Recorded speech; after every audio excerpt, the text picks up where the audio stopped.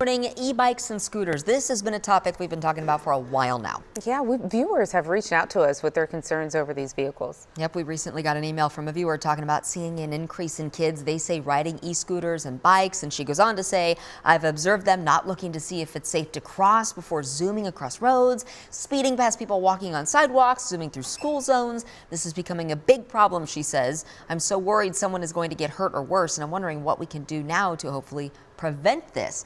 That viewer, not the only one raising concerns about these vehicles. Law enforcement officers are also reacting to the risks they pose. Our Jackson County reporter Claire Bradshaw joins us in studio to share the voices of those close to and concerned about kids riding these. Claire, good morning. Yeah, good morning, you guys. Covering Grain Valley, I've seen the social media posts about using those e-bikes, e-scooters safely. So I listened to an HOA president and local police about how they're approaching this topic ahead of summer break with education as a form of enforcement.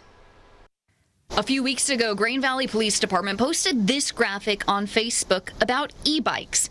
Now, I reached out to the department to find out why it was educating people. Did something change? Was someone hurt?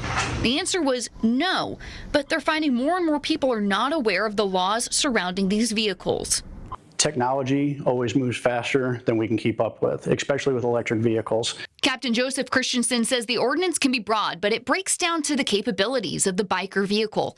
There may be an age requirement or a driver's license needed. For e-bikes, Captain Christensen says the biggest thing is it pedaled by a human or a motor? I would recommend that if somebody up in Rosewood or Woodbury or anywhere in the city that is experiencing these or maybe potentially getting one for their kid, come up and talk to us. Heather Dixon is the HOA president of Grain Valley's Rosewood Hills neighborhood. Dixon says e-bikes have been a rising issue regarding children using them safely and respectfully. They are finding their ways into those retention ponds, making ramps, jumping over culverts, and it is dangerous, it's unsupervised, and it's not on their property.